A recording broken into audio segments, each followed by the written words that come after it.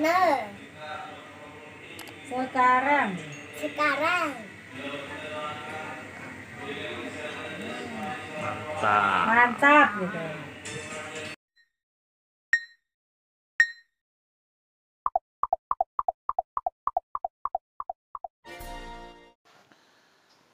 Assalamualaikum warahmatullahi wabarakatuh.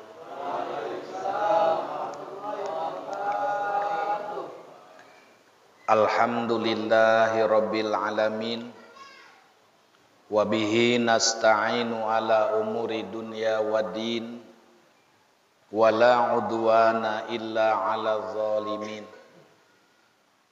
Wassalatu wassalamu ala asrafil anbiya'i wal mursalin wa imamil muttaqin wa khatamin nabiyyin sayyidina wa habibina wa syafi'ina wa maulana Muhammadin wa ala alihi wa ashabihi ajma'in. Amma ba'du, faqala ta'ala fi ayatihil karim. A'udzu billahi minasy syaithanir rajim. Bismillahirrahmanirrahim. Ya ayyuhalladzina amanu dzkurullaha dzikran katsira wasabbihuhu bukratan wa asila. Al-ayah. Wa qala Rasulullah sallallahu alaihi wasallam aksiru hadza min ladzati ya'nil maut. Shadaqallahul aliyul azim. Hadratal mukarramin, hadirin jamaah pengajian majelis taklim musholah at-thahiriyah, para bapak, para pemuda, para sepuh, para asatid, para hujaz, bil khusus pengurus musholah Al-Mukarram Bapak Ustadz Ahmad Asrori beserta jajaran muratibil acara, para sepuh, para asatid yang insyaallah semuanya selalu dimuliakan Allah Subhanahu wa taala. Alhamdulillah, kita panjatkan puji syukur kehadirat Allah. Sholawat ma'assalam tercurah terlimpah keharibaan junjungan kita Nabi Muhammad kepada keluarganya, para sahabatnya, para pengikutnya, dan kita semua umatnya yang selalu merindukan syafaat di yaumal jaza. Amin ya Allah ya Rabbal alamin. Hadirin jamaah yang dirahmati Allah, kembali kita membuka materi Nasoihul Ibad, yaitu di halaman 220 makalah ke-14. Bismillahirrahmanirrahim. Allahumma aftah alaina bihikmatika wansur alaina rahmataka ya dzal jalali wal ikram. Allahumma aftah lana bifutuhil arifin. Makalah yang ke-14 telah kita baca bersama, bahwasanya Ahnaf bin Qais berkata, la rohata lil hasudi wala muru'ata lil kadzubi wala hilata lil bakhili. Yang pertama, kata Ahnaf bin Qais, tiada kesenangan bagi orang yang hasud. Satu kalimat ini perlu untuk direnungkan yang begitu panjang. Beliau mengatakan, bagi orang yang memiliki penyakit hasud, maka hirup natea moal aya katenang. Eta kira-kira bener teu? Bener. Jelema anu hasud eta hatena teu tenang hirupna. Naon sebabna? Sebab selalu banyak memperhatikan nikmat orang lah. Jaulah tea batur maju, ulah tea batur nanjung, ulah tea batur sukses. Bahkan ketika batur ambruk, bangkrut, manehna keprok atoh. Naudzubillahi min. Makanya orang-orang yang hasud tidak akan diberikan tenang dalam hidup selama penyakit hasud belum bisa dibuang. Ya, karena hasud itulah yang akan menghancurkan amal ibadah. Di dalam hadis Nabi menjelaskan, innal ghila wal hasada yakulanil hasanati kama takulun narul hatibu. Sesungguhnya penyakit hasud, iri dengki akan menghancurkan, memakan amal-amal ibadah sebagaimana api memakan kayu yang Jadi kayu dibelem pakai ngaliwat ku Aceh, beak. Tapi liwat asap. Gitu, ya. Ari ieu mah urang lah boga penyakit hasud, beak amal urang, tapi teu ngawadang. Ya, maka oleh karena itu buanglah jauh-jauh rasa hasud, jangan ada dipiara di dalam hati kita, karena siapapun kita tidak akan pernah punya ketenangan dan kesenangan dalam hidup selama masih memiliki penyakit hasud. Satu. Yang kedua, dan tiada malu bagi pendusta. Tuh, moal boga kaisin jelema tukang ngabohong, jol deui datang.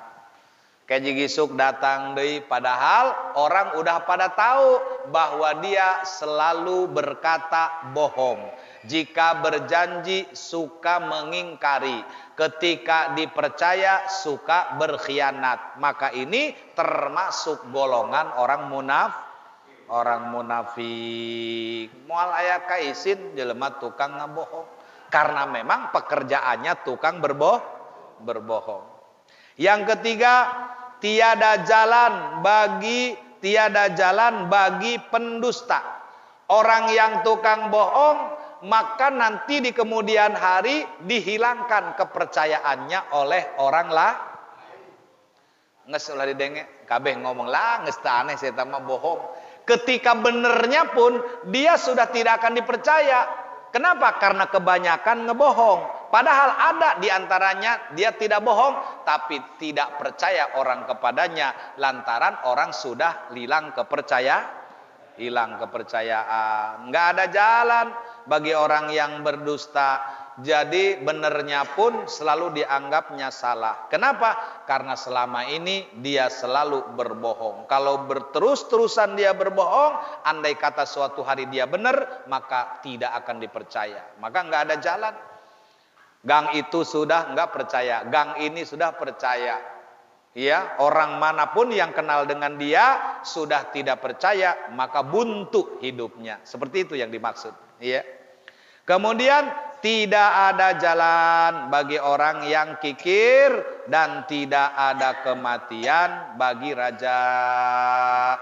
Orang yang kikir adalah bakhil, pelit, kemana-mana tidak ada yang simpati, namun dicaci dan dimaki. Walaupun orang ngomongin lewat belakang, tetap. Jalannya jalan apa ini? Jalan untuk kepercayaan, jalan untuk ke akhirat, jalan untuk ke surga. Kenapa? Karena orang yang bakhil adalah orang yang tidak percaya dengan balasan Allah Subhanahu. Padahal kan dalam Al-Quran udah jelas. Iya. Jika seseorang berbuat satu kebaikan, palahu asru amsa liha. Kalau dalam ayatnya kan begitu jelas. Man jaa bil hasanati falahu asru amsaliha. Man jaa bil hasanati, barang siapa yang datang membawa kebaikan, satu kebaikan, falahu asru, maka Allah membalas baginya 10 kali lipat. Kalau 2, 20. Kalau 10, 100. Kalau 100, 1000. Kalau 1000, sejuta. Tuh. Karena 1 dibayarnya 10. Tapi kalau orang berbuat salah, manja'a bil hasanati, manja'a bis sayiati, wala yujza illa misliha. Barang siapa yang melakukan 1 keburukan, tidak dilipat gandakan dosanya, melainkan dosa 1 dibayar 1. Itulah adilnya Allah. Kunaon ari urang berbuat baik 1 jadi 10, kenapa berbuat salah dan dosa 1 tetap ditulis 1? Andai kata berbuat dosa dilipat gandakan, bangkrut kita, nggak punya tabungan amal. Tuh, kalau berbuat baik 10 pahalanya. Kalau berbuat dosa 1 aja dosanya. Nah, itulah keadilannya Allah kepada hamba-hambanya. Maka orang yang bakhil seolah-olah tidak percaya dengan balasan Allah Subhanahu. Kemudian tidak ada kematian bagi raja. Seolah-olah ketika orang sedang berkuasa lupa akan akhirat, lupa akan kematian. Selama ini bergemilau harta benda, bermandikan cahaya karena banyak emas dan permata, sehingga lupa akan akhirat karena silau dengan urusan dunia. Seolah-olah tidak ada kematian, ya. Tidak ada kehormatan bagi orang yang jelek budi pekertinya. Orang yang buruk akhlaknya tidak akan mungkin dimuliakan apalagi dihormati. Kenapa? Karena sesuai dengan perilaku. Biarpun orang tidak berani mencela lewat depan, di belakang mah diomongkeun. Da kaya si eta tah. Geus lah, tinggalin geus. Cuekeun tuh. Dicuekeun bae. Tuh. Ngaranna ge jelema jelek moal aya nu ngabaturan, saha nu ngabaturan, saha nu ngahormatan lantaran tidak disukai akhlaknya, budi pekertinya. Maka ketika kita tidak punya apa-apa untuk bergaul di tengah-tengah manusia, kedepankanlah akhlak. Insya Allah dengan akhlak itulah salah satu modal utama untuk pergaulan kita di tengah-tengah manusia. Karena Nabi juga diutus untuk menyempurnakan akhlak. Innama bu'istu liutammima makarimal akhlak. Ketika kita sudah bergaul dengan manusia, maka tonjolkan akhlak.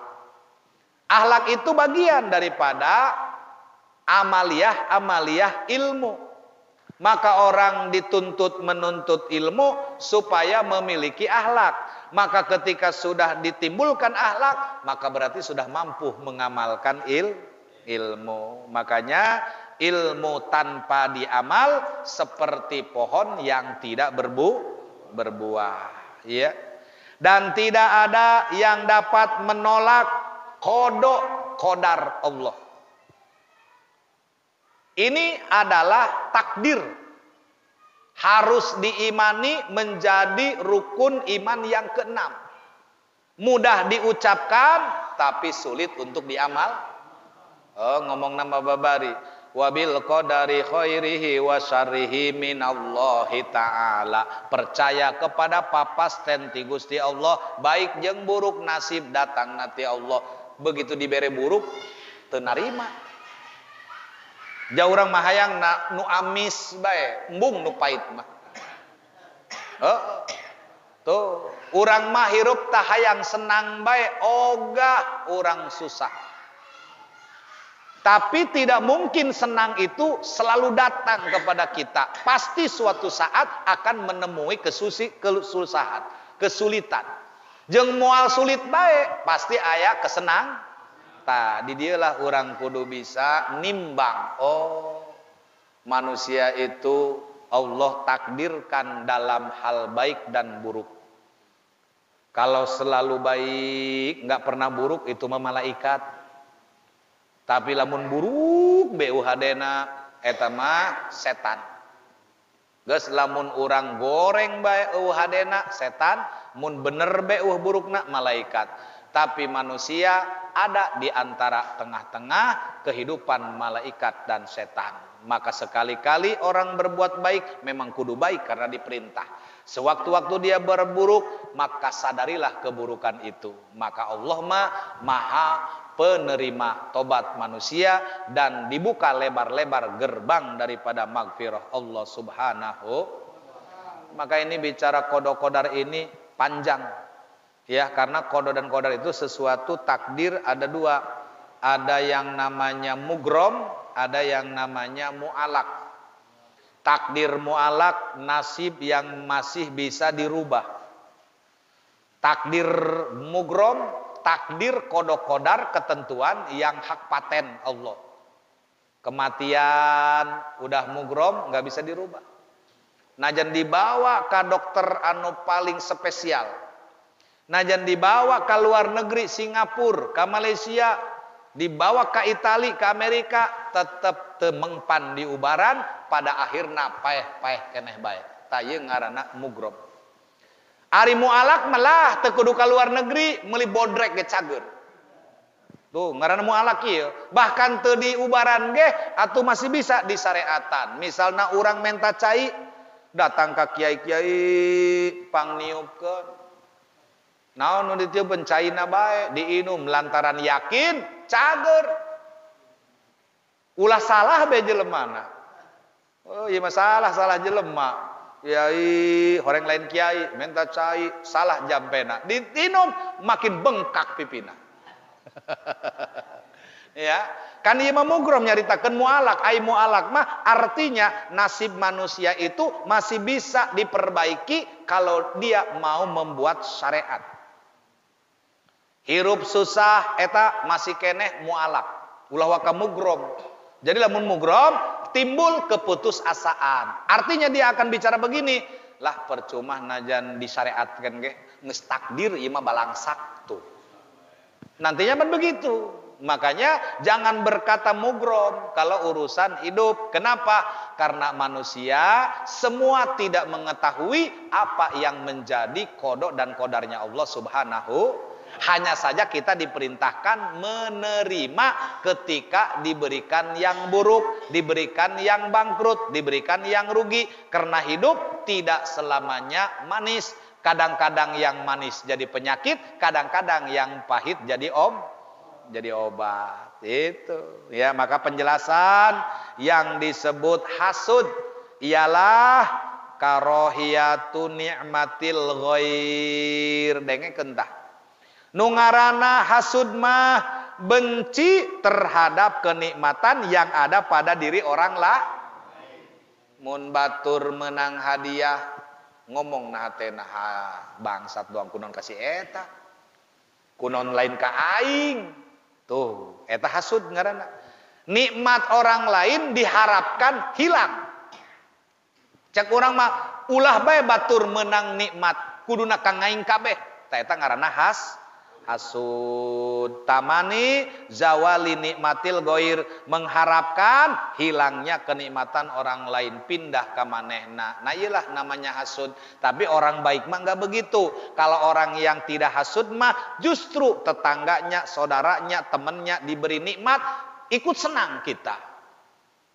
Aceh tetangga jeung ka Padil, ketika Aceh diangkat derajat, meuli mobil mewah, meuli imah megah, meuli sawah, meuli tanah, ka Padil senang. Alhamdulillah cek, dia hirupna beunghar, aing mah syukur. Naon syukurna? Aing pasti ngahutang kana dia. Gitu ka Padil, teu naon. Itu. Ulah ieu mah Aceh hirupna diangkat derajat, meuli rumah, meuli mobil mewah, meuli sawah, meuli tanah, ka Padil riet hulu. Cenah caka Padil haram jada si eta ngelmu ti mana. Padahal urut anak buah aing di kita tah aing kunaon jadi sugih ya kuari.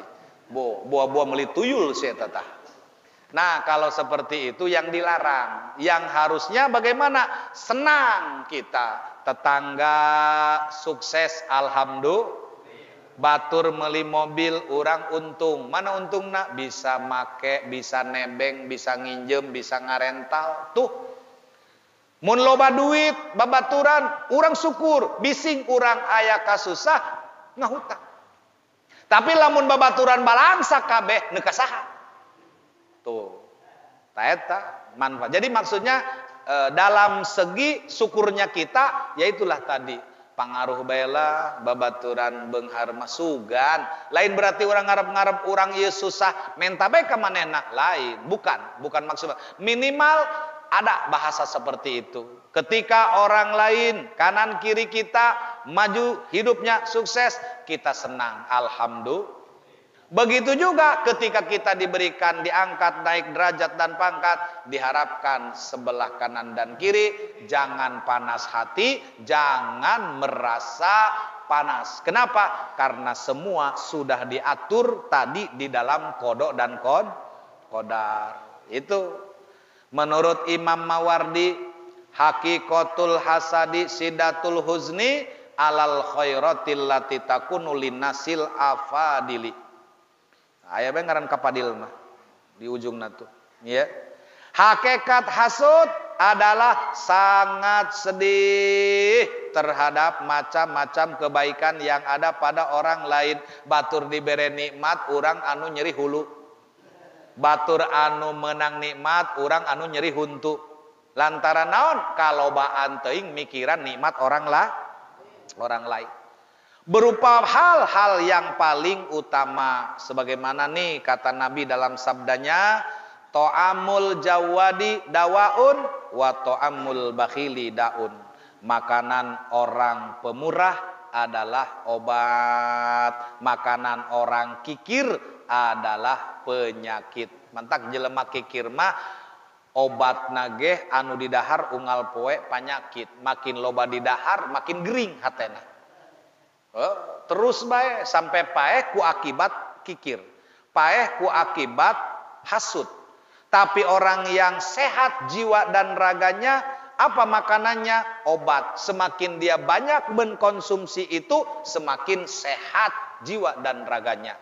Kenapa? Karena semakin dia bersyukur, semakin ditambah nikmatnya.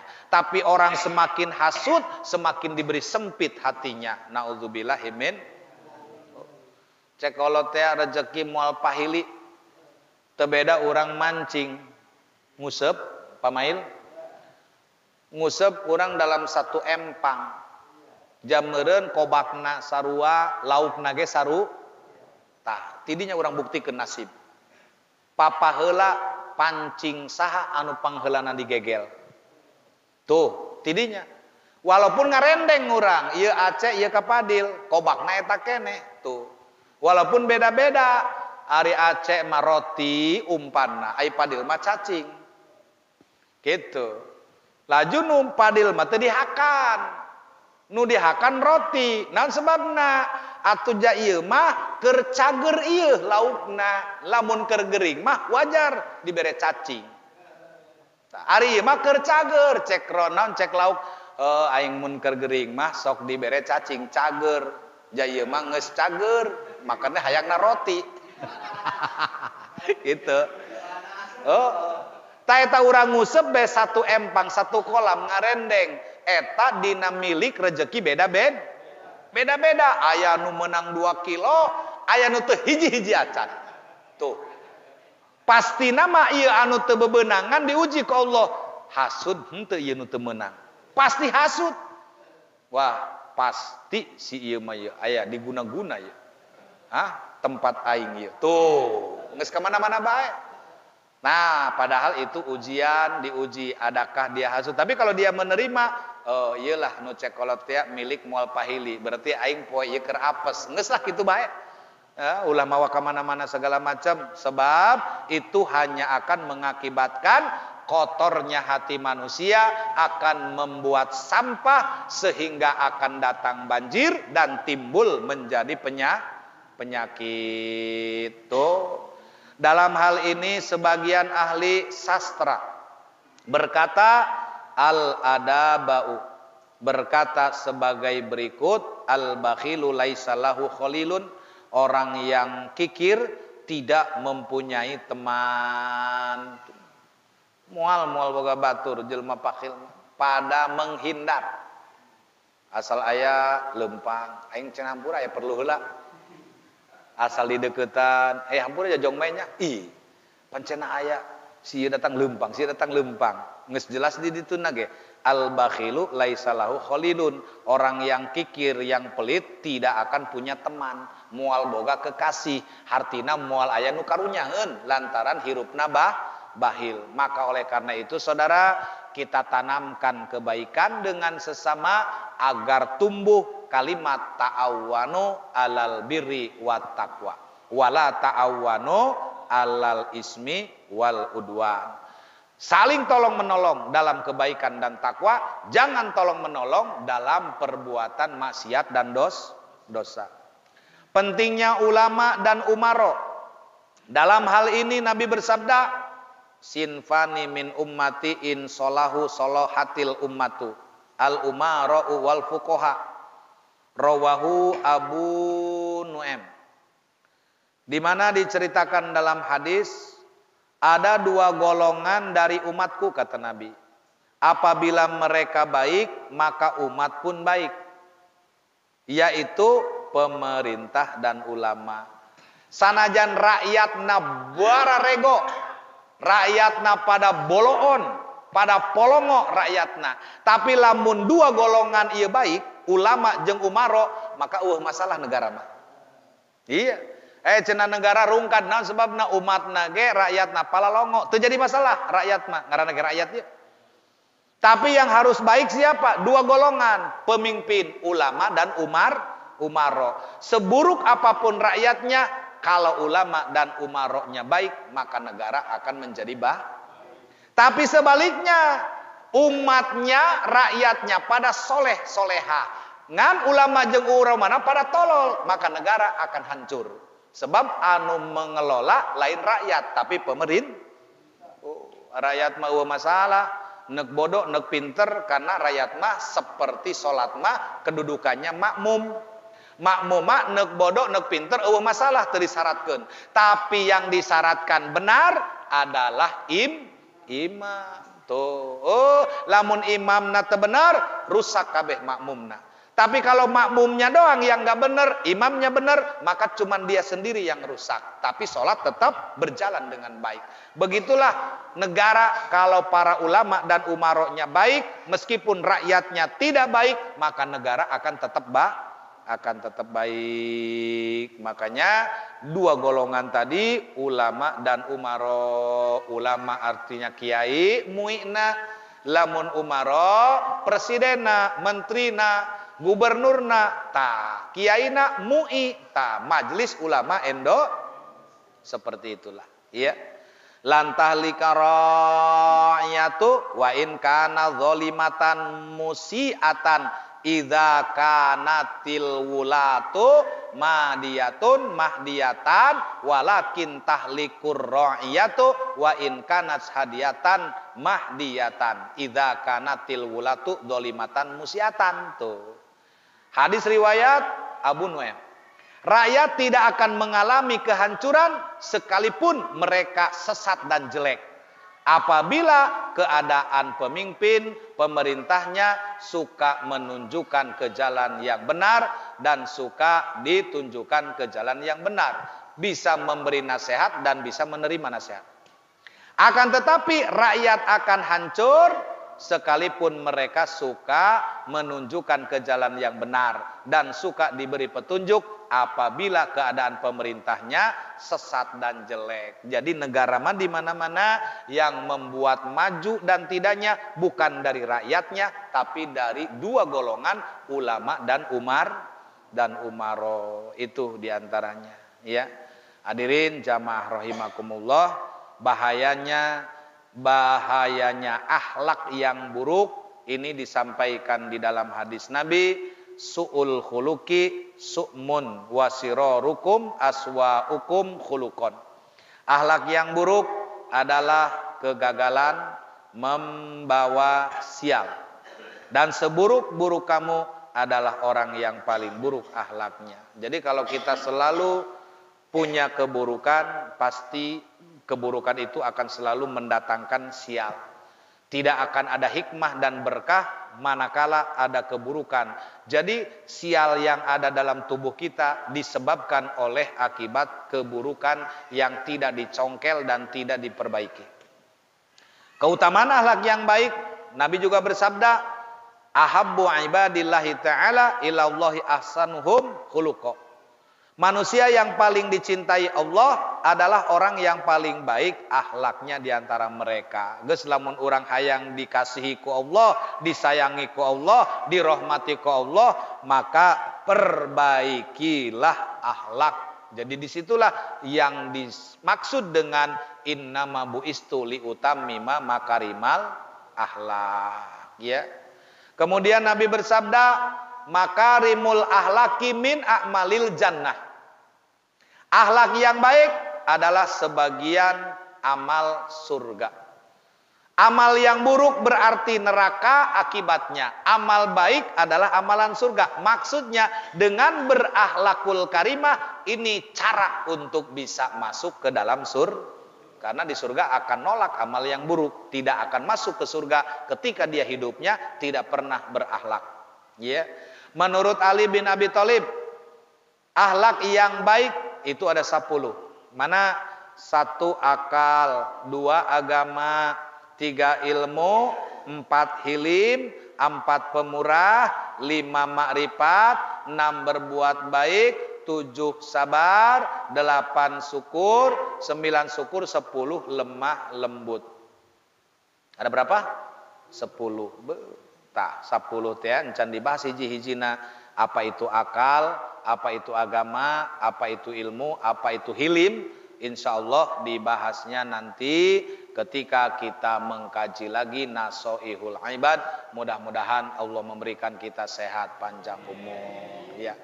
Nah, oleh karena itu kepada para jamaah tentunya malam ini mohon maaf tidak ada sesi tanya jawab, namun tetap ngopi dilanjut. Dan saya akan pamit duluan karena masih ada acara peringatan Maulid di Kampung Janis. Itu saja, hadanallahu wa iyyakum ajmain. Wassalamualaikum warahmatullahi wabarakatuh.